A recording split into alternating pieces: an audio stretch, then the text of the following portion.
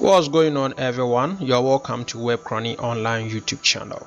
In the last part of the previous video, we learned about listening to JavaScript events. In today's tutorial, we will take it a step further by looking at various types of JavaScript events, how they can be triggered, and how we can listen to such events. We will take a look at events such as mouse event, keyboard event, and Windows event.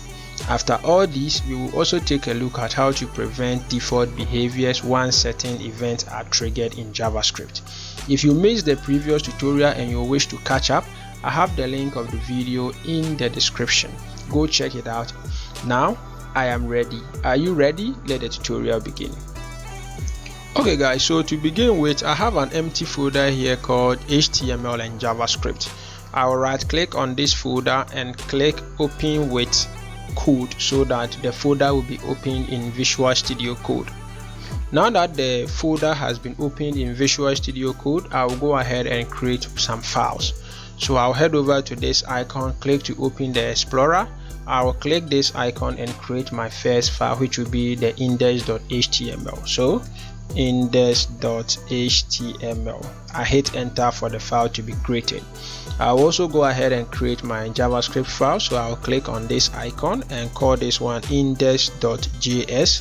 Hit enter for the file to be created as well. Now what I'm going to do is that I will type the exclamation mark so that the emmet will bring in the rest, and as I hit enter, this template will be generated for me. Now what I need to do is to link my index.js to my index.html.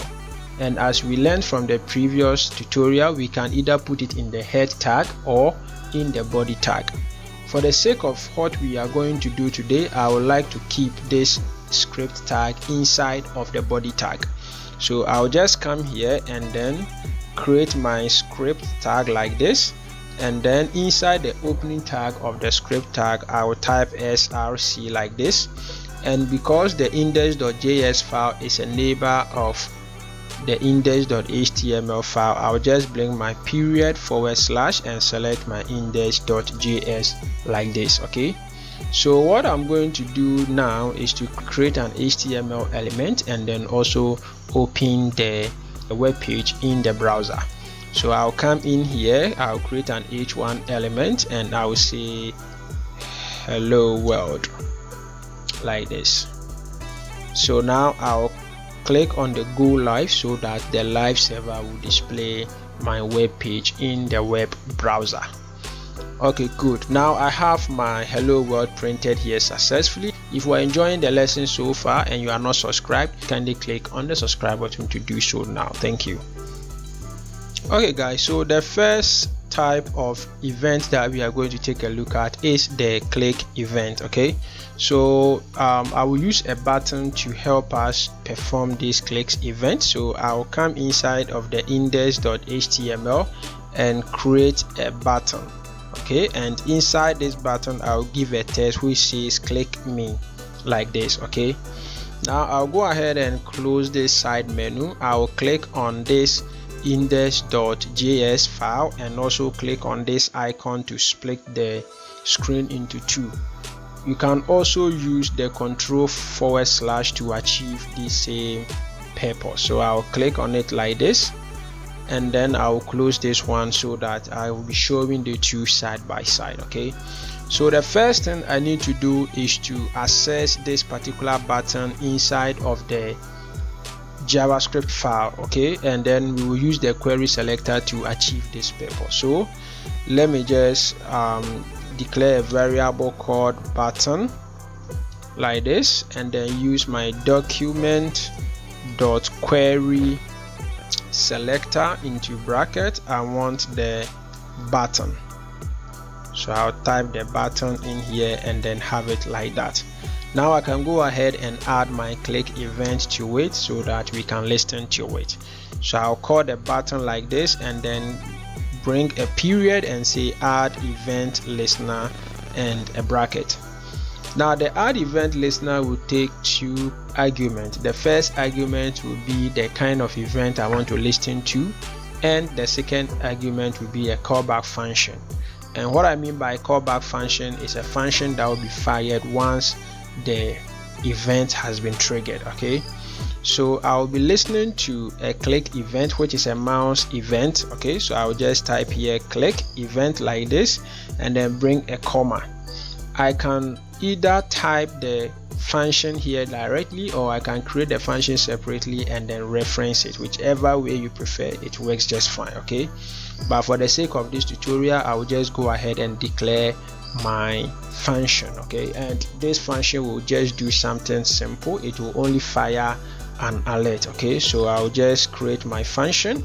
Again, if you are familiar with arrow function, as we have done already in this tutorial, we can also use an arrow function, but for the sake of what we are doing, I would like us to go by the regular function. Okay, however, if you use the arrow function, it will work just fine for you. So inside this function, I would like to send an alert with the message I have been clicked. Okay, like this. So now that I've saved, if I get back to the browser and I click on this button, the I have been clicked alert will pop up like that. Okay, so that is one of the mouse event that can be listened to in JavaScript. This is not the only way we can do it. We can actually add the on click event directly inside of the index.html file, but that is not appropriate because sometimes we may have some piece of code or block of code we wish to call in multiple pages, and that way if you put it inside of the index.html file, it will make it impossible for you to reuse the code. That is why it is always a good idea to do it like this. Okay, great. So we can also do something else. Instead of adding the event listener, we can also do something like this, call the button like this and then say dot on click and then an equal sign. We can go ahead and then declare our function. So for example, I will declare this function and then I will say alert I have been clicked again, so that it will be different from the one that we have already done. And then what I'll do is I'll just comment out this one like this, and when I come back here and then click on this button, the alert I have been clicked again pops up. Okay, so that is another way of listening to a click event, which is a mouse event. Coming up is another mouse event. Don't go away. Okay guys, so let me just put some comments here so that it will help us to understand what we are doing. So I'll say mouse events, and the first event that I've listened to is called the click event. Okay, so the second one that I'm going to listen to is called the mouse over. So I'll say mouse over event, and this event is triggered when the mouse enters an element. Okay, so you say triggered when the mouse pointer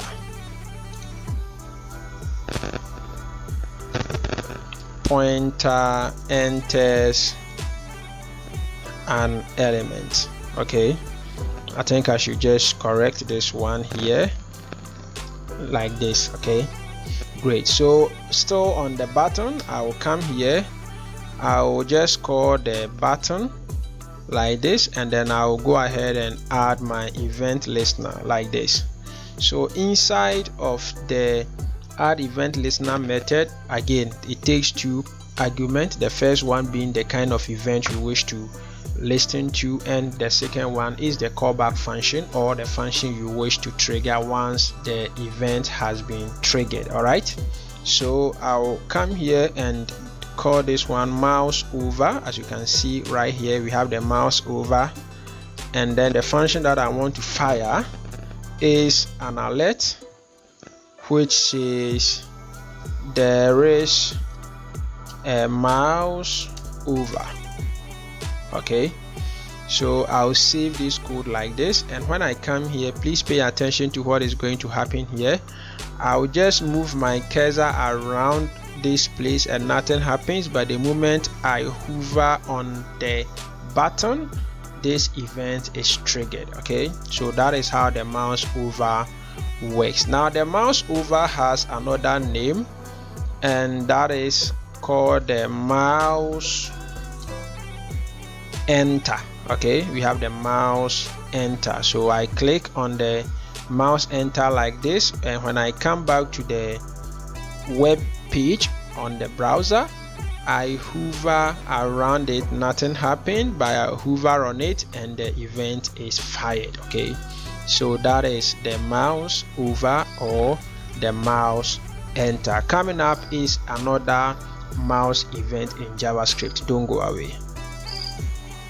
Alright guys, so the next mouse event that I want us to listen to is when the mouse leaves the element. Okay, so just as we did for a mouse enter or mouse over, we will have a mouse leave or a mouse out. So let's take a look at this.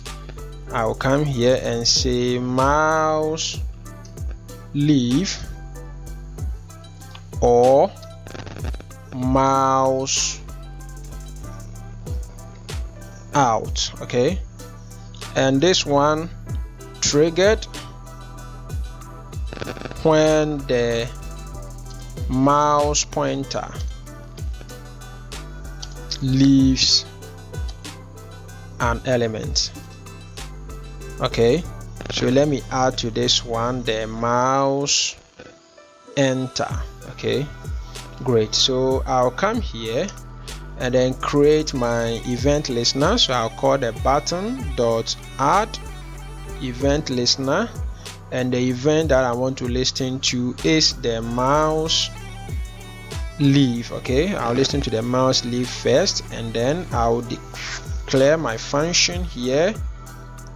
And what I want this function to do is to alert a statement which says there has been a mouse out event, like this. Okay, a mouse out or mouse leave event. Let me add it quickly.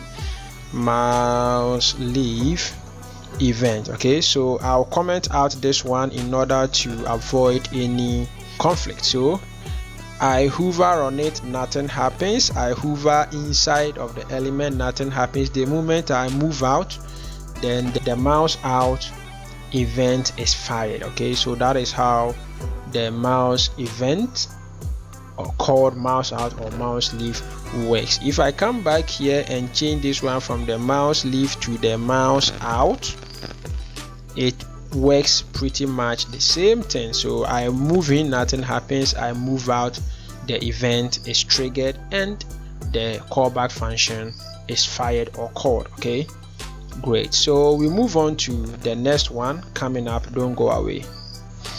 Alright guys, so the next mouse event that I want us to listen to is called the mouse down. Okay, the mouse down. So I'll type here mouse down event, and this event is triggered when the mouse is pressed. Okay, so when you press on the mouse and you haven't released it, that is when the mouse down event happens. Okay, so the mouse down event is pretty much like the click event, except that this one is fired as far as your hand is still pressing the click. All right, so let's do this. I'll call the button and then add my event listener like this, and then the event that I want to listen to is the mouse down like this. And I would like to have this function which will send an alert, and this alert says there is a mouse down event like this, and I'll save. I'll comment out this one to avoid any conflict, and when I come back to the web browser, as I click, the event is triggered like that. Okay, so let's quickly add the mouse app event. All right, so I'll come in here and then still call the button, add my event listener, and the event I want to listen to is the mouse app, okay, which is an exact opposite of the mouse down. So what I will do is to have a function which will fire an alert. So this alert will have the text that says there has been a mouse app event. Okay, so let me quickly add here the mouse app event which is triggered when the mouse is released after a click.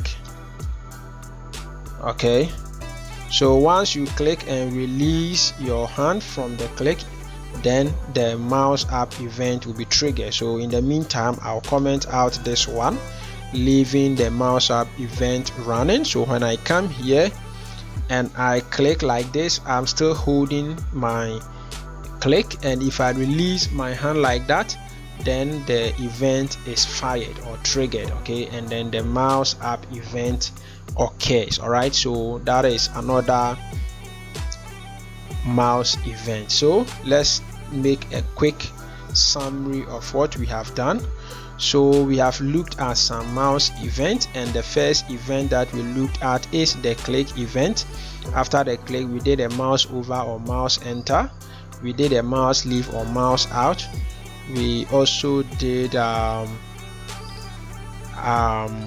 mouse up, and then we also did a mouse down. Coming up is a keyboard event. Don't go away. Okay guys, so to make this work for us in the keyboard event, it is important for us to create an input where users can type in something. So under this button element, I will create my input element, and I will give a placeholder which says type here. Okay, so what I will do is to access this input inside of my JS file, then I can go ahead and listen to some event on it. Okay, so I'll create a new variable called input, and then I'll get my document.query selector, and inside I'm looking for input. All right, so this is it. So let's take a look at keyboard event. Let me just give some comment here which says keyboard events. Okay, like this. And the first event that I want to listen to is the key press event, and this event is triggered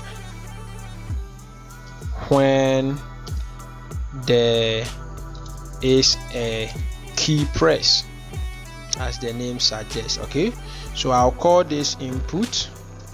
I will add my event listener. Again, the event listener takes two parameters or argument, the first argument being the kind of event you wish to listen to. In this case, we want to listen to a key press event like this, and I want to alert something. So I'll just create a function, and this function will alert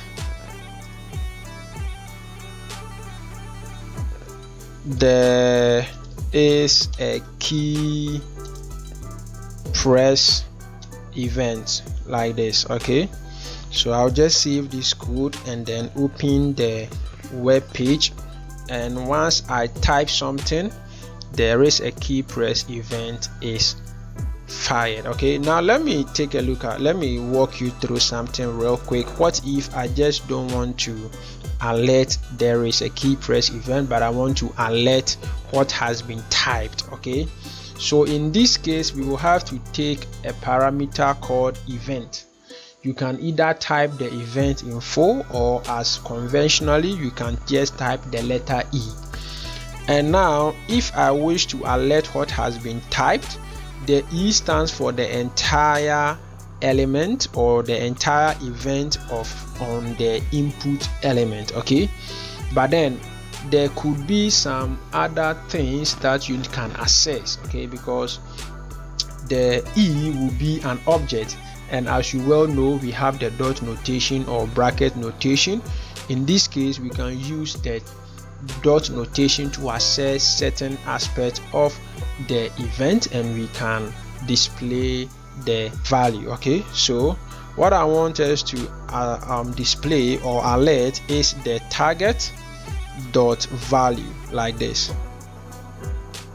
Okay, so what will happen is that the alert will display whatever has been typed inside of the input. Okay, so let's take a look at something here. I come here and I type G.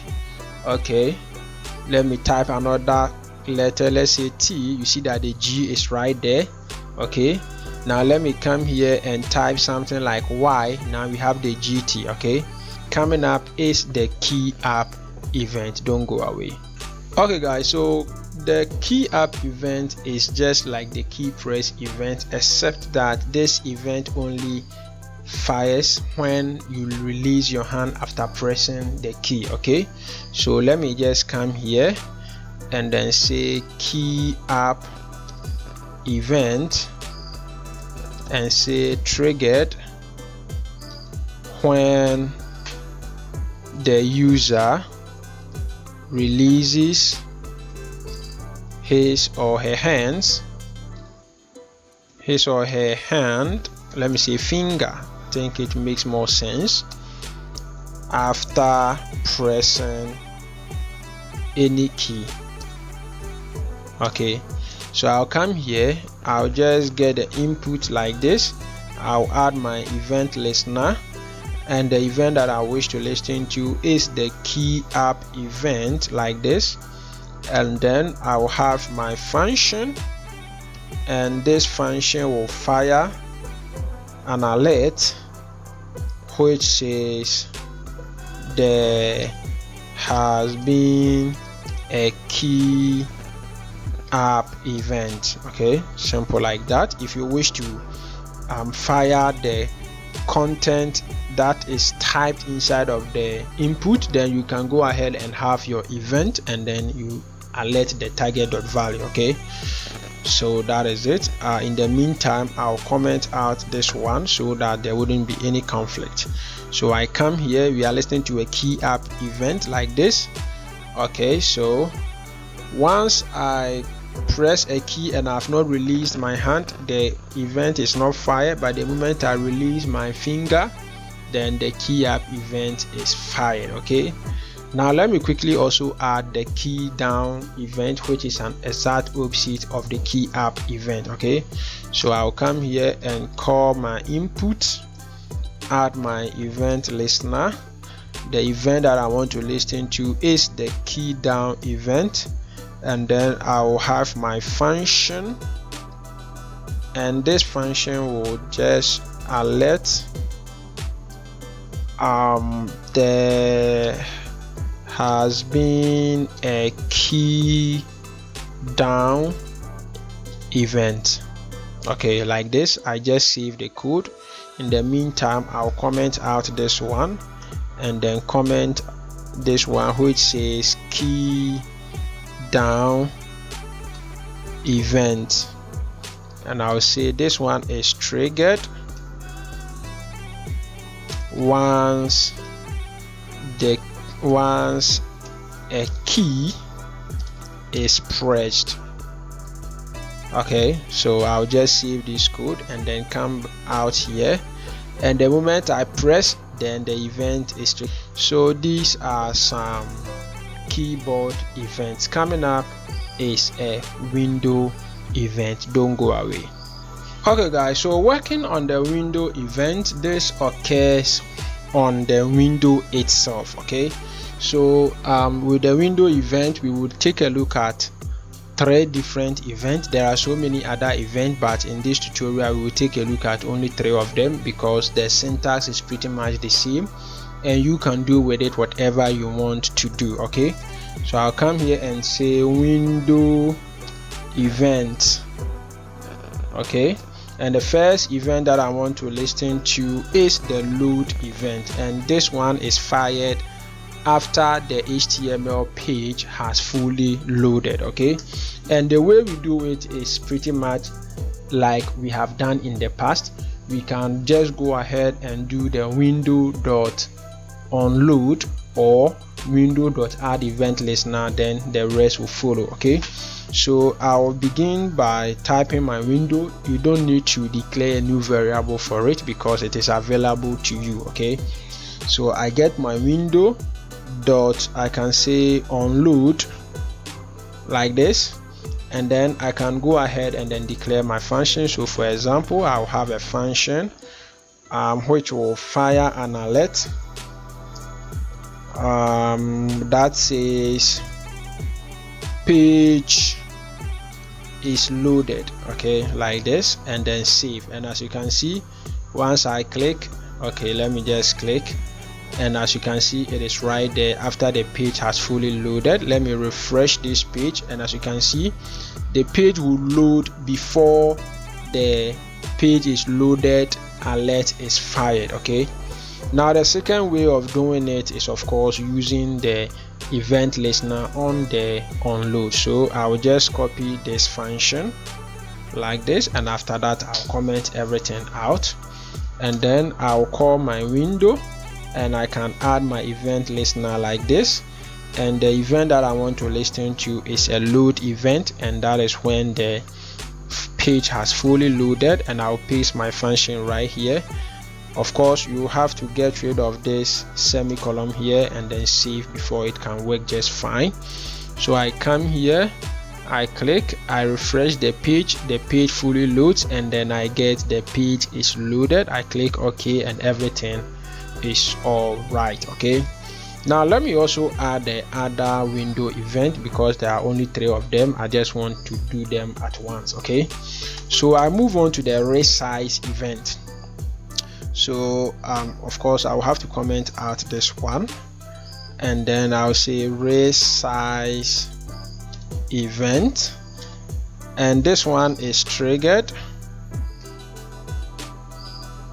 when the web page, when the browser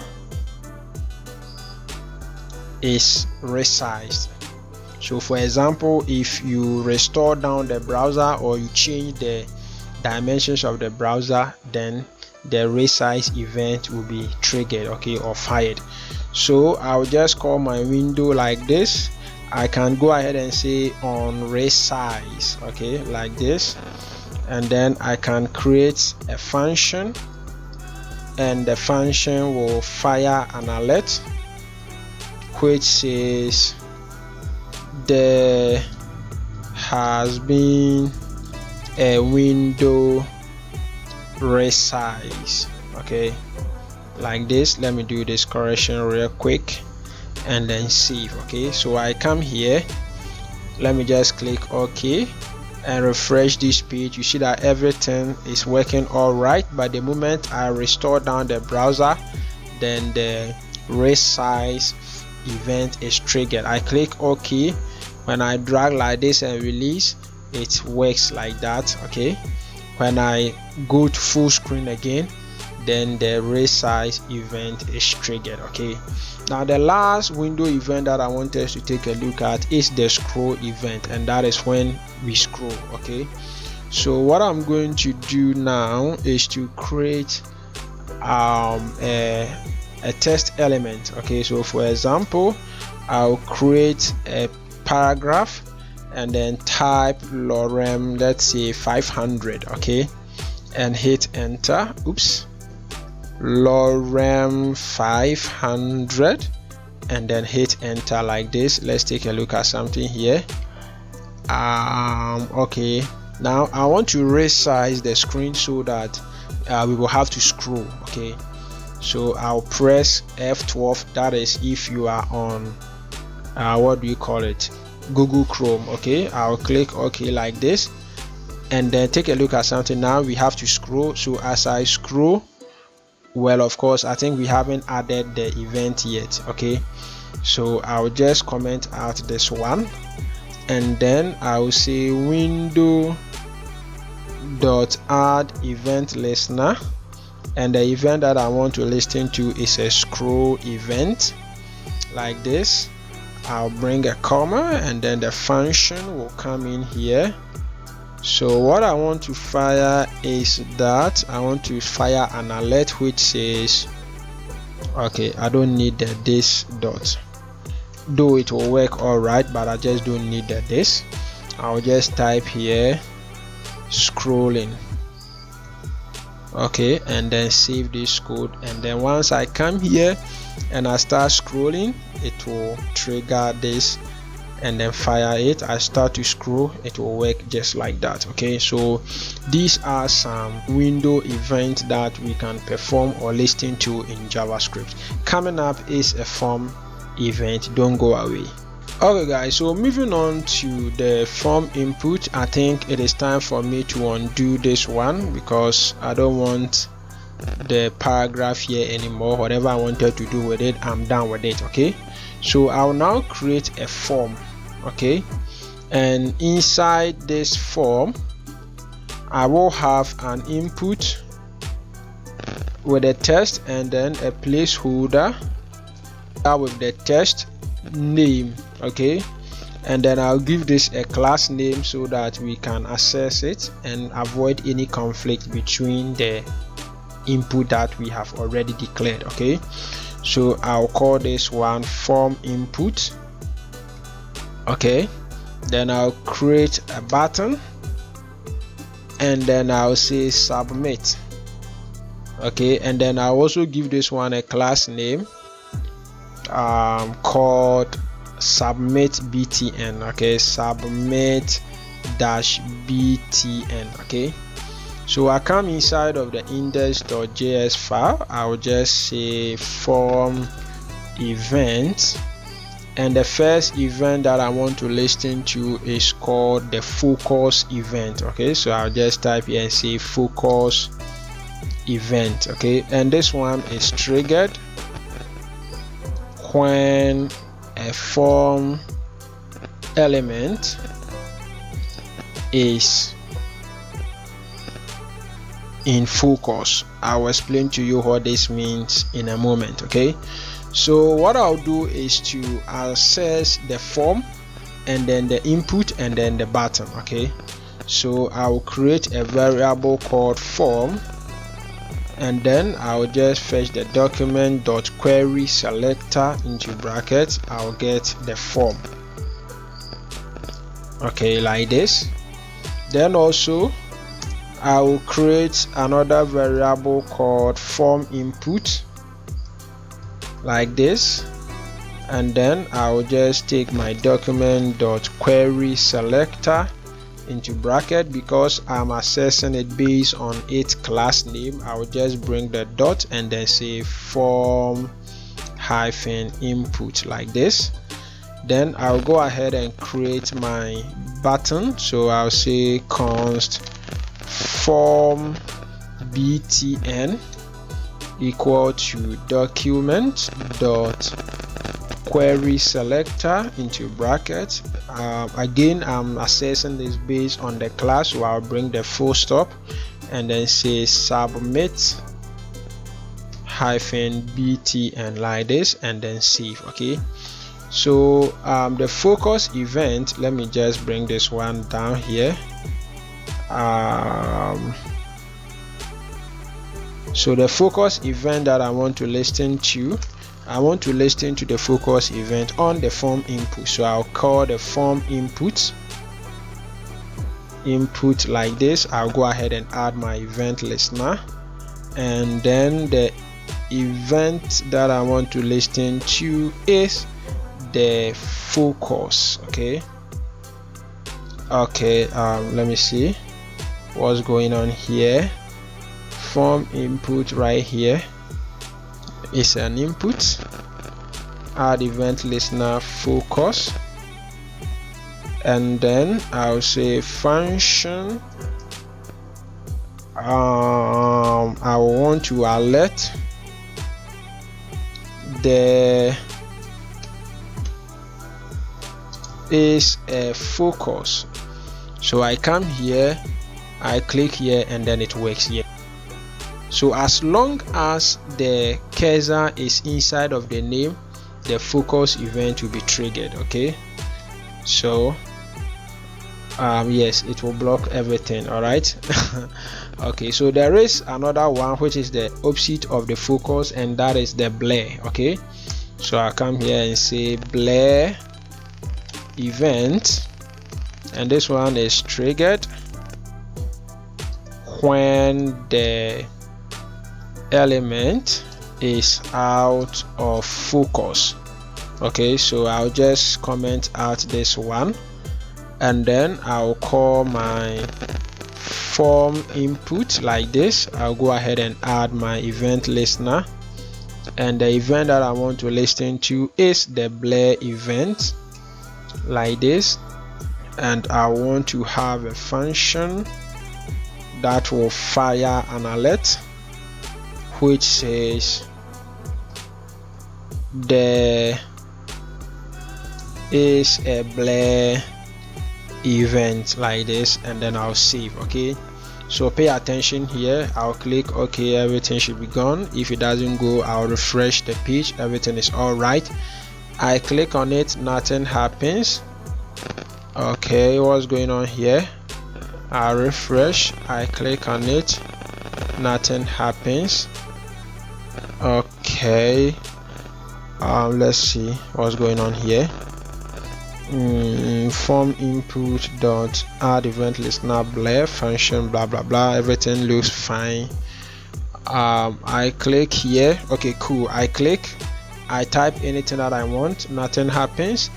I move out and click any other place, the blur event is triggered. Okay, so that is how the blur event works. That is when a particular element is out of focus, when it was in focus before, and then now it is out of focus, the blur event is triggered or fired. Okay, so that is the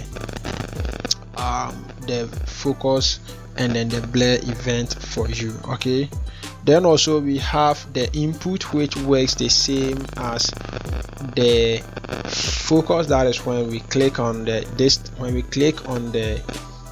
element and perhaps we start typing something. Okay, so let's just do this one real quick. I'll comment out this one, and then I'll say input like this, and then we say triggered when the value of an input changes. Okay, like this. So I'll go ahead and call my form input like this dot add event listener. Inside this, I'll listen to input like this, and then I'll go ahead and get my function that says an alert with the text there is an input event like this, and then save. Okay, so now when I come here, I click here and type something, the input event is triggered. Okay, so it's just the same as the key up or the key press and some of the keyboard event. All right, great. So the last form event that I want us to take a look at is the submit event. That is when we submit something. Okay, so I will come here and then say I'll come here and then click a button. Okay, good. I think we have already created a button, no need to create another one. All we need to do is to add a type. Okay, and the type here will be submit. Okay, and then I'll save. So this one, once we click it, it will try to submit the data of the form element. Okay, so let's take a look at what happens here. once I click, please pay attention here, you see that something happened. If in case the action here, as you can see, we have the form and then we have action. If the action here is slash, let's say go to, like this, okay, just for an illustration sake, when I come here, let me refresh this page. Okay, I don't need this question mark there. Now everything is all right. Pay attention to the URL here and then pay attention to it after I have clicked on the submit. So once I click, you see that we get a slash go to and the question mark, okay, and then we get the error that says that cannot get slash go to because we don't have any URL or any web page that will display when we go to slash go to. Okay, so let me just clear it and then hit enter to refresh the page. Okay, so we can have an event for this what do we call it, submit, and when we click on the submit button, that particular event will be fired. So for example, I will create my form and then get my add event listener like this, and I would like to listen to a submit event. So I get a submit event right here. I'll get a function here and the function will fire an alert that says submitted. Okay, but then let's take a look at what will happen here and if there is the need for us to do something. So I come here, okay, I click on the submit, it tells me submitted, but pay attention, when I click OK, it will try to go to that particular URL that was passed inside of the action. Okay, if I don't want such thing to happen, then I can go ahead and prevent the default behavior, and that is exactly what we are going to do next. Don't go away. Okay guys, so at this moment we want to take a look at how to prevent certain default behaviors. Example, when you submit a form, the action is being fired and after performing certain action, it wants to redirect to a different web page or URL. Okay, but there is a way of preventing this from happening, and that is by introducing the event inside of the function and then using the prevent default behavior. Okay, so for example, with this form, when we had a submit event, let's take a look at it one more time. I'll just clear everything, hit enter, everything is here. I'll just type in something random. Okay, that's just okay, and when I click on submit, the submitted event is fired, and then I click OK, it tries to take me to a different page. Okay, I don't want this thing to happen again, so what I will need to do is to just bring the event parameter right here, and before I do anything else, I'll just say e dot and I'll say prevent default, and then I'll just bring in my parenthesis like this. Okay, so e dot prevent default. So what this does is that just ignore any default behavior, okay, or do not allow any default action to occur once this event has been triggered. Okay, so I've saved this work. When I come back here and then I click on submit, the alert which says submitted is fired. I click OK, and we still stay on the same page. Okay, so that is how we prevent default behavior. Is that okay? Now let's take a look at another one. For instance, if I right click on this web page, we see that we have some options or menu here. This menu here is called context menu. So if I don't want anything of this to occur, all I can do is to listen to a context menu event and then prevent it from happening. As simple as that. So let's do that. So I'll come here. Of course, it is on the window. Okay, so I'll click on the window like this, and then add my event listener, and then say on context menu like this.